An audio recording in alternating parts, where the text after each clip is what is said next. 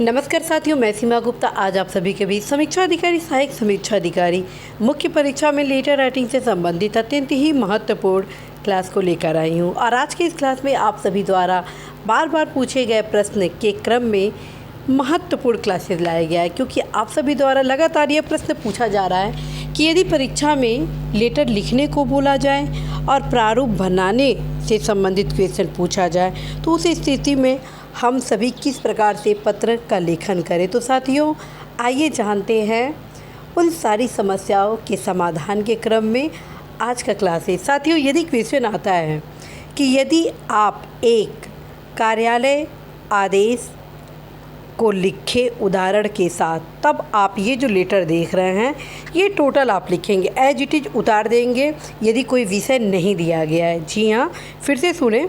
यदि क्वेश्चन ये पूछा जाता है कि आप एक कार्यालय आदेश का उदाहरण प्रस्तुत करें, या क्वेश्चन ये पूछ रहा है कि एक कार्यालय आदेश को आप लिखें, तो इस कंडीशन में ये जो कार्यालय आदेश आप सभी के बीच है इसको एज इट इज़ आप उतार देंगे, ठीक है।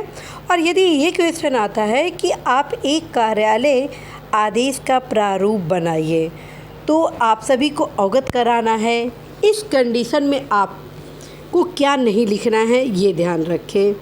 इस कंडीशन में आपको क्या लिखना है, सबसे पहले ये जान लें, ये जितना पोर्शन है ये सब लिखा जाना है, अर्थात उत्तर प्रदेश शासन सचिवालय प्रशासन विभाग 5 संख्या और ये स्थान और दिनांक और ये कार्यालय आदेश, ठीक है। एज इट इज़ फॉर्म में फ्रेंड्स आप सभी को ये भी लिखना है, ये भी लिखना है, और ये नीचे जितना प्रतिलिपि निम्नलिखित को सूचनार्थ आवश्यक कार्रवाई हेतु प्रेषित है इसको लिखना है। फिर आप नंबर 1, नंबर 2, नंबर 3, नंबर 4 बस लिखेंगे। इसकी आवश्यकता आप सभी को नहीं है, ठीक है, इसकी आवश्यकता आप सभी को नहीं है। लेकिन जो नीचे लिखा है आज्ञा से, और ये टोटल आपको उतारना है। अब जानते हैं जो मुख्य भाग है लेटर का, उसमें आपको किन अंशों को नहीं लिखना है यदि प्रारूप बनाने से संबंधित क्वेश्चन पूछा जाता है। आप तात्कालिक प्रभाव से ये सारा शब्द तीनों के तीनों शब्द लिखेंगे, इद्दत द्वारा तैनात किया जाता है, ठीक है। अर्थात ये जो अंडरलाइन में इतने शब्दों को आप लिखेंगे, फिर आप डैश डैश डैश डैश करके आप इतना बाकी छोड़ देंगे। और साथियों, ये ध्यान रखें कि यदि आप आवश्यक अंशों को छोड़ देते हैं तो आपके अंक काटे जाएंगे, और यदि आप इन सारे विषय सामग्री को भी उतार देते हैं, प्रारूप बनाने को भी यदि पूछा जाता है तो अंक नहीं काटे जाते हैं, ठीक है। तो साथियों, मेरे ख्याल से अब आप सभी को क्लियर हो गया होगा। आइए एक और उदाहरण से जानते हैं। अब आप सभी के बीच मेरे द्वारा अनुस्मारक पत्र को लाया जा रहा है, अर्थात रिमाइंडर। रिमाइंडर क्या होता है? रिमाइंडर होता है कि यदि किसी प्रकरण से संबंध में ऑलरेडी एक लेटर संबंधित संस्था में चली गई है, ठीक है, और अनुरोध भी किया जा चुका है संबंधित प्रकरण पर अग्रेतर कार्रवाई के लिए, अर्थात जो कार्रवाई की जानी है, और अभी तक उसकी सूचना आप तक नहीं मिली है कि उस संबंधित प्रकरण पर क्या कार्रवाई की गई है, उसके क्रम में अर्थात तदक्रम में अनुस्मारक पत्र अर्थात रिमाइंडर को लिखा जाता है, और यह बताया जाता है कि मेरे उक्त पत्र के क्रम में अभी तक कोई सूचना नहीं उपलब्ध की गई है। तो साथियों, यदि कोई अनुस्मारक से संबंधित क्वेश्चन पूछ दिया जाता है कि एक अनुस्मारक का उदाहरण दीजिए, तब आप हूबहू ये सब उतार देंगे। जी हाँ, यदि क्वेश्चन आता है एक अनुस्मारक को लिखिए, तो आप सारा का सारा मैटर लिखेंगे। यदि क्वेश्चन आता है एक उदाहरण दीजिए, तब भी आप टोटल लिखेंगे। और यदि क्वेश्चन ये आता है प्रारूप बनाइए, तो ऊपर का जो प्रेषक है क ख ग अनुसूची उत्तर प्रदेश शासन, इसको तो आप लिखेंगे ही। सेवा में ये भी आप सब लिख लीजिए, और यहाँ ये सब भी आप लिखिए, ये भी आप लिखिए। विषय जो है, विषय आप श्री क ख आप लिखे, उसके बाद डैश डैश डैश करके फिर के संबंध में, ध्यान रखें के संबंध में यहाँ लिखना होता है। आप में से बहुत सारे ऐसे युवा हैं जब विषय लिखते हैं, जब ये विषय लिखते हैं तो यहाँ पे लिख देते हैं के संदर्भ में। यहाँ पर संदर्भ शब्द नहीं होगा, के संबंध में होगा। ठीक है, यदि अब भी कोई डाउट है तो आप पूछ लीजिए। ठीक, क्योंकि ये आप सभी के लिए फाइनल एंड रिवीजन क्लासेस हैं, ताकि आप सभी किसी भी रूप से अंक इसमें कम ना प्राप्त करें। और ध्यान रखिए, संदर्भ शब्द का कहाँ प्रयोग करना होता है, इसका भी बहुत महत्वपूर्ण योगदान होता है। संदर्भ यहाँ पर इस शब्द का प्रयोग हो रहा है। ठीक है, तो फिर जब आप प्रारूप बना रहे हैं तो महोदय शब्द लिखेंगे।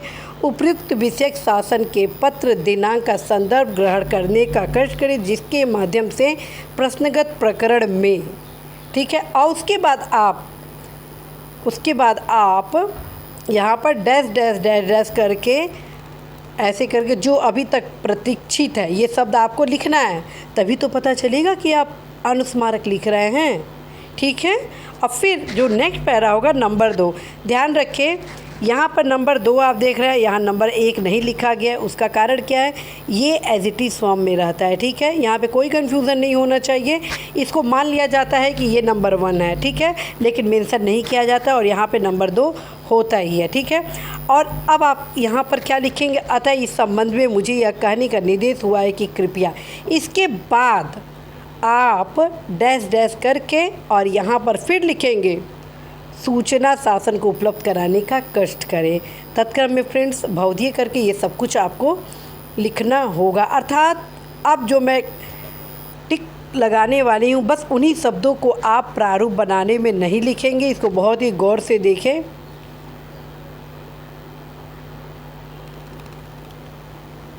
बस ये इतना आप नहीं लिखेंगे, बाकी आप सब लिखेंगे। ठीक है, इतने शब्द को छोड़ के ये हो गया आपका प्रारूप। जहाँ पे आप ग्रीन लाइन देख रहे हैं, बस उतना आपको नहीं लिखना है, बाकी आप सब लिख सकते हैं। ठीक है, कहीं से कोई कमी नहीं होगी। यदि आप आवश्यक अंशों को छोड़ देते हैं तो निश्चित रूप से आपके अंक काट लिए जाते हैं।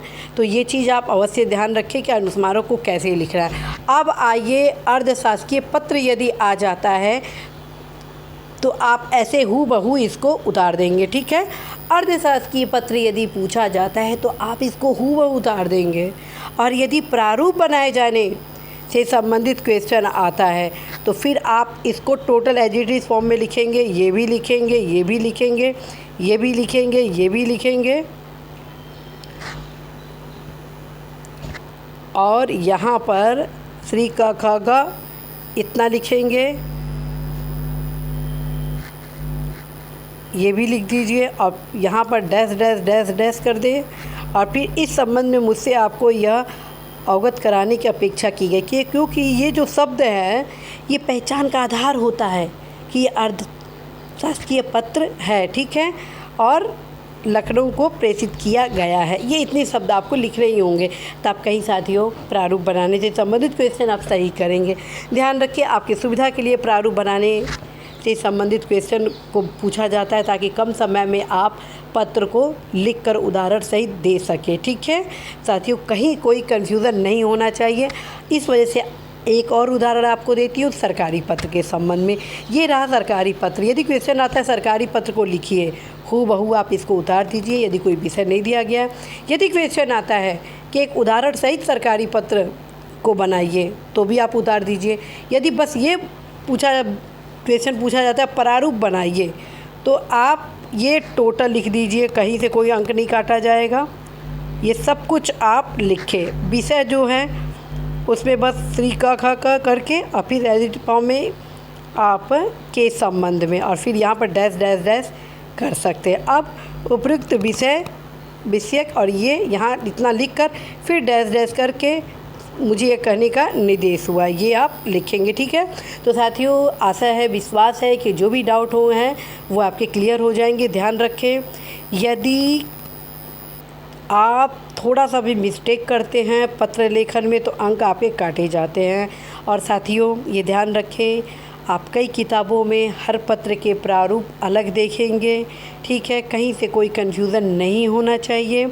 आपके कॉन्फिडेंस के लिए मैं आप सभी को अवगत करा चुकी हूँ कि आप अवश्य ही upkisandesh.com पे जाइए और अभी जो आप सभी के भी विभिन्न पत्र जो प्रेषित किए गए हैं उसको आप देख सकते हैं। तो साथियों, आशा है, विश्वास है कि आप सभी द्वारा पूछे गए ये विभिन्न प्रश्नों का उत्तर देने में मैं सफल होंगी।